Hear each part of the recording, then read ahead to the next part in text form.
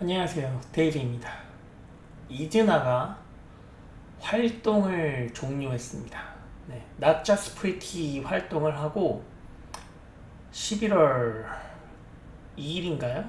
네, 그때부로 SBS 인기가요 방송을 마지막으로 활동을 종료했습니다. 제가 이 이즈나의 올해 활동에 대해서 한번 돌아보고 앞으로의 향후 행보에 대해서 한번 이야기를 해보도록 하겠습니다. 원래 11월 2일이 마지막 방송인지 제가 모르고 있었어요. 그런데 참 신기한 게 제가 바깥에서 외출하고 집으로 돌아와서 이제 아무 생각 없이 TV를 켰어요. TV를 켰어요. TV를 켜면 저는 항상 SBS 먼저 틀거든. SBS. 근데 SBS를 딱 틀었는데 틀자마자 보이는 장면이 이즈나의 모습이었어요. 이즈나가 레이스카 노래를 부르기 위해서 딱 서 있는 모습. 그게 3시 27분이었어요. 11월 2일 3시 27분이었어요. 근데 그게 마지막 방송이었던 거야, 이진아의 올해. 와, 이 우연이 너무 필연이다. 결국은 그 지난번에 정세비가 제 꿈에 나왔다고 했잖아요. 그것과 더불어서 지금도 이거 누가 알 수 있겠어요.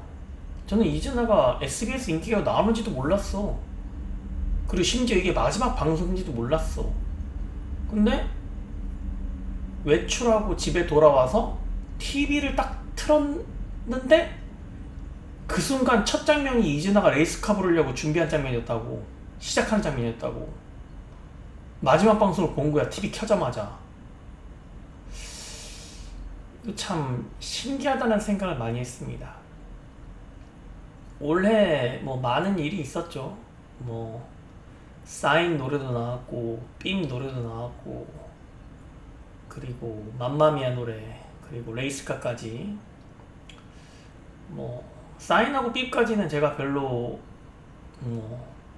망했다는 표현이 과하지 않을 정도로 실패했다고 보지만, 이제 맘마미아 무대부터는 뭔가 다르게 이즈나를 핸들링하는 담당자가 바뀌지 않았나 라는 생각이 들면서 이즈나에 대한 메이크업이나 코디가 많이 달라졌고 헤어도 많이 달라졌고 그리고 이즈나를 마케팅하는 방식이 많이 달라졌다는 생각을 많이 했습니다. 아니나 다를까 오늘 뉴스에 나온 바와 같이 웨이크원의 대표가 교체됐다는 뉴스가 나왔습니다. 정확하게는 웨이크원의 대표이사가 새로 선임되었다. 새로 선임된 웨이크원의 대표는 남소영 대표이사입니다. 남소영 대표이사에 대해서 제가 좀 찾아봤어요. 남소영 대표이사가 이제 SM 출신입니다. SM 출신. SM에서 이제 SM 엔터테인먼트 재팬의 대표이사로 재직을 하면서 보아가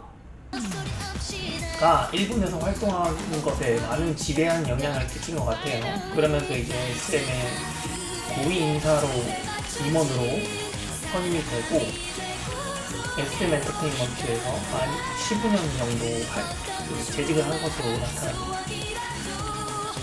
남소영 대표이사에 대해서 잠깐 살펴보자면 1967년 8월생이고 경희대학교 1월문학과를 졸업했습니다.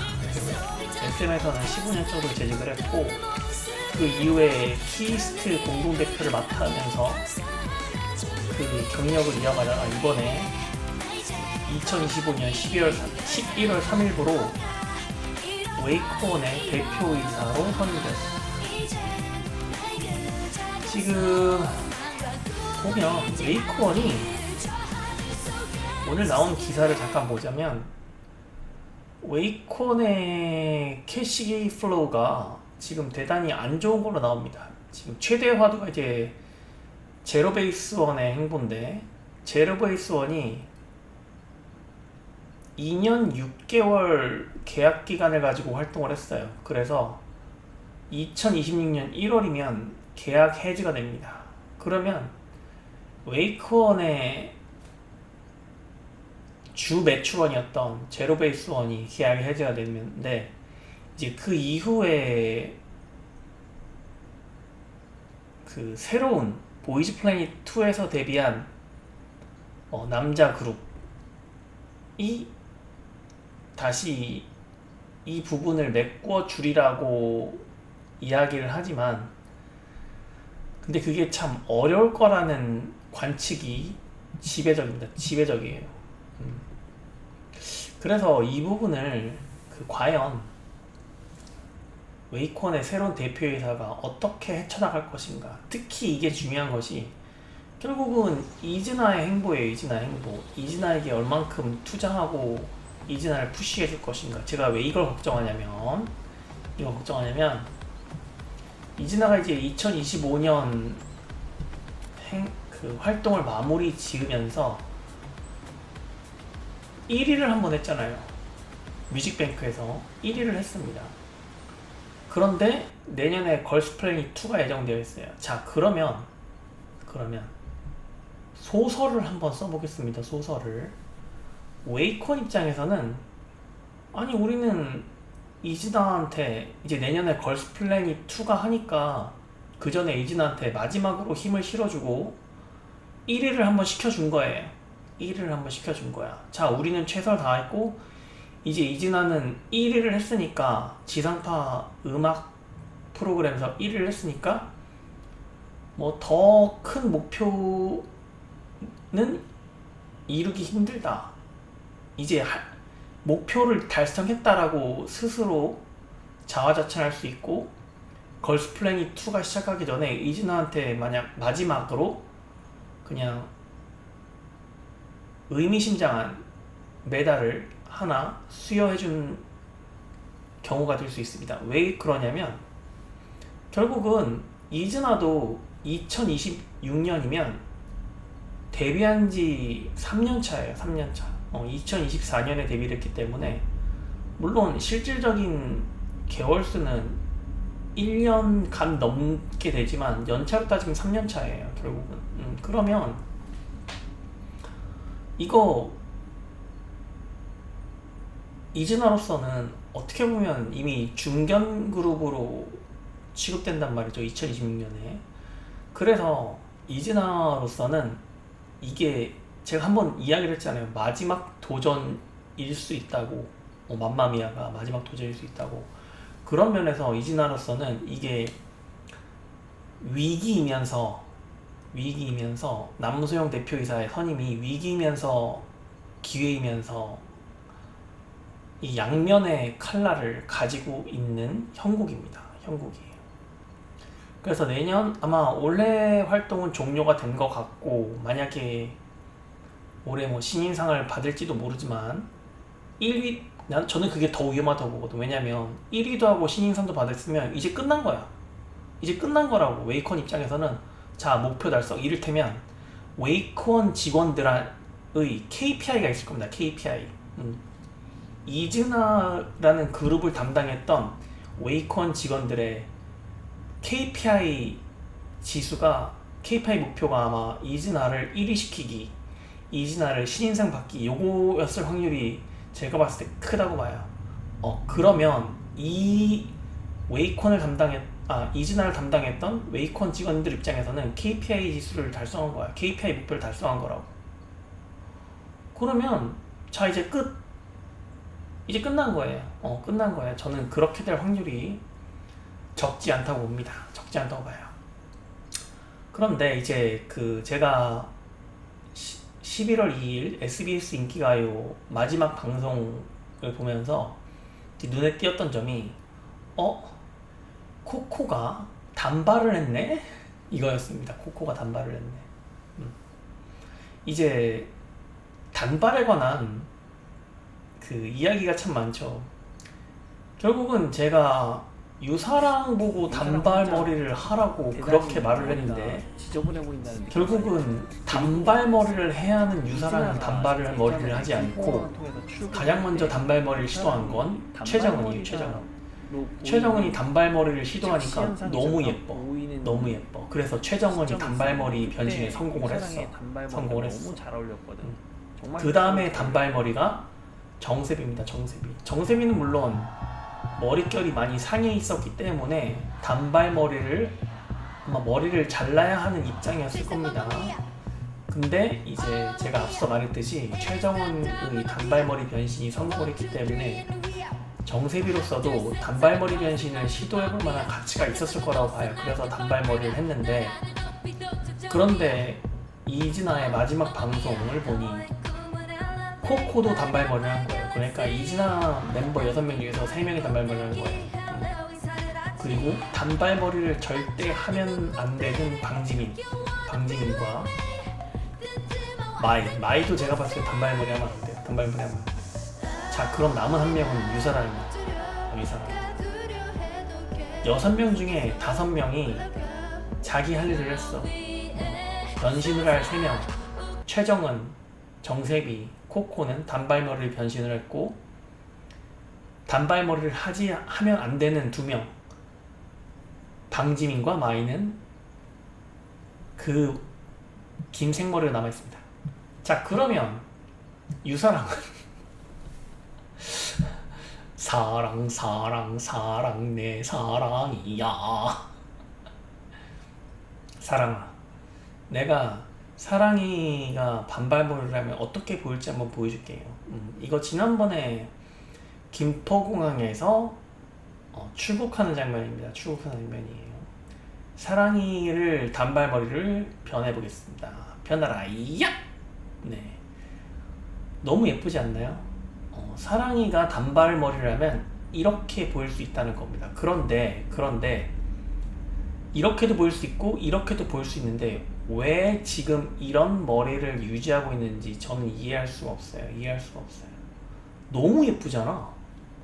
저는 너무 예쁘다고 생각하거든. 그런데 본인이 어떻게 보일지를, 제가 봤을 때 이렇게 단발머리를 하면 대단히 경쟁력이 있어 보이거든. 대단히 경쟁력이 있어 보여. 그런데 가장 먼저 단발머리를 시도해야 할 유사랑이 단발머리를 하지 않고 있다. 이게 정말 섭섭한 부분이고, 그리고 정세비에 관해서 잠깐 이야기를 하자면, 제가 지난번에 정세비가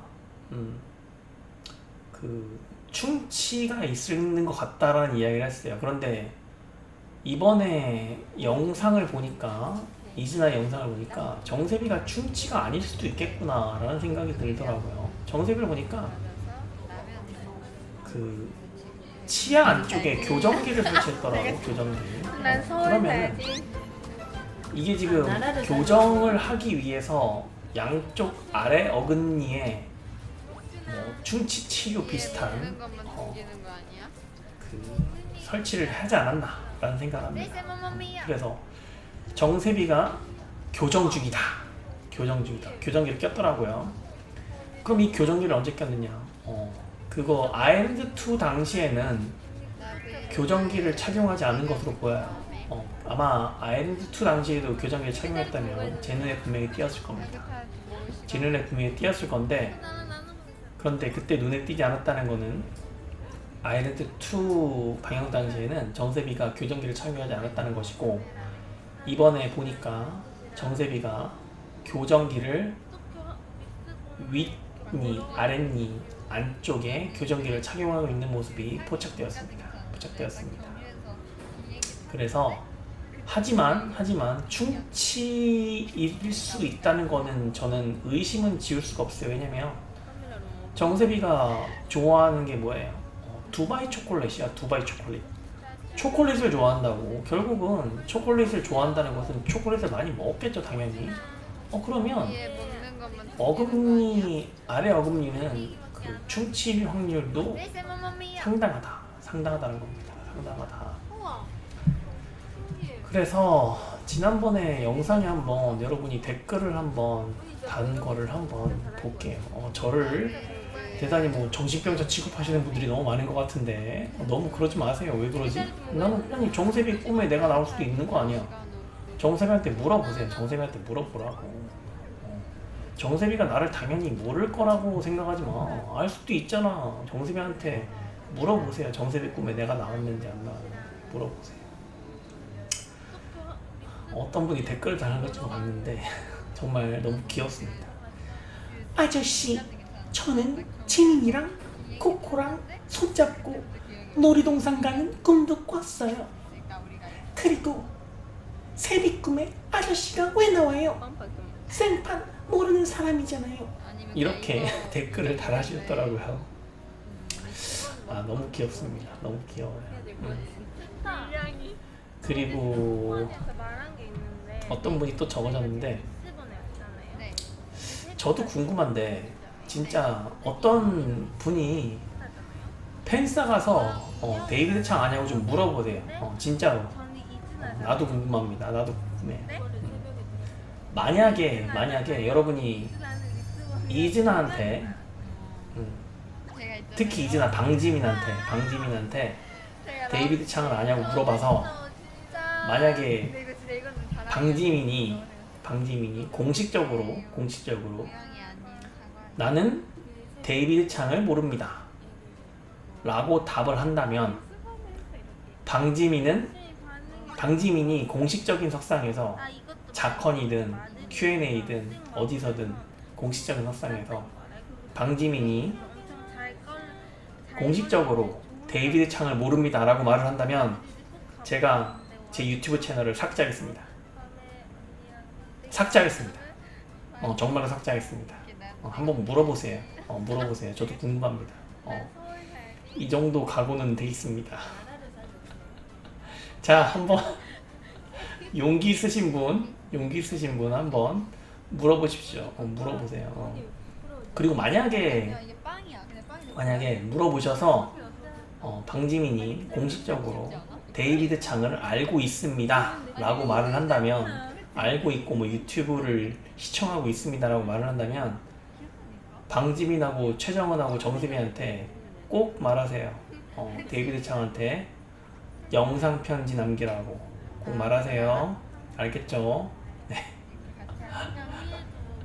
이상 올해 2025년 이진아의 Not Just Pretty 앨범 활동 정말 고생 많았고 2026년 뭐 2월이나 3월에 복귀할 것으로 예상이 되는데 한번 그때까지 기다려보고 그때는 정말 맘마미아보다도 더 좋은 곡으로 돌아오길 바라고 그리고 사랑이는 제가 지금 보여주는 이 단발머리로 복귀하길 바랍니다. 사랑아 마지막 기회야.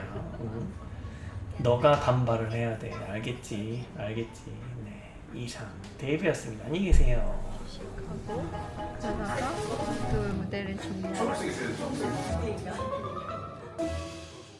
어디야 where you been? 뮤직 뱅! 아 이거